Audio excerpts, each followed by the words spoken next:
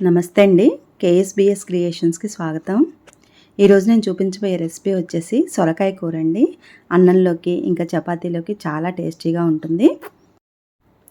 దీనికోసం ముందుగా స్టవ్ పై కళాయి పెట్టి ఒక 2 గంటల వరకు ఆయిల్ వేసుకోవాలి. ఆయిల్ వేడెక్కిన తర్వాత కొన్ని పోపు దినుసులు వేసుకొని తర్వాత ఎండుమిరపకాయ కూడా వేసుకొని వేయించుకోవాలి.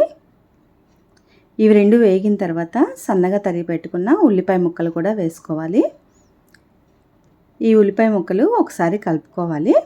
తర్వాత దీంట్లోకి కొద్దిగా కరివేపాకు కూడా వేసుకొని ఒకసారి అంతా కలుపుకోవాలి.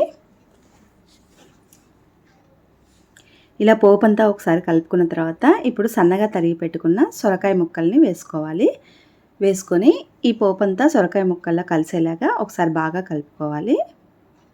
ఇప్పుడు దీంట్లోకి కొద్దిగా పసుపు వేసుకోవాలి. అలాగే రుచికి తగినంతగా ఉప్పు కూడా వేసుకోవాలి. ఈ పసుపు ఉప్పు కూడా ముక్కలకి బాగా పట్టేలాగా ఒకసారి కలుపుకొని అవసరమైతే కొన్ని వాటర్ పోసుకొని మూత పెట్టి ఒక 10 నిమిషాలు మగ్గించుకోవాలి. మనకి సొరకాయ లేతదైతే వాటర్ పోయాల్సిన అవసరం లేదండి. సొరకాయ కొంచెం లేతగా లేకపోతే ఒక చుక్క వాటర్ పోసి మగ్గించుకోవాలి. ఇప్పుడు దీంట్లోకి అల్లం పచ్చిమిర్చి ఒక 2 వెల్లుల్లిపాయలు కూడా వేసి మిక్సీ చేసుకున్న పేస్ట్ని వేసుకుంటున్నాను. ఇది ఒక చెంచా వరకు వేసుకోవాలి. ఇలా వేసుకున్న తర్వాత ఒకసారి అదంతా కూరలో కలిసేలాగా బాగా కలుపుకొని చివరిగా కరివేపాకు కొత్తిమీర సన్నగా తరిగి వేసుకోవాలి. ఒకసారి మళ్ళీ కలుపుకొని మూత పెట్టి ఒక 2 నిమిషాలు మగ్గించుకోవాలి. ఇప్పుడు మూత తీసి మళ్ళీ ఒకసారి కలుపుకుందాము. కర్రీ మంచిగా కుక్ అయిందండి, మెత్తగా.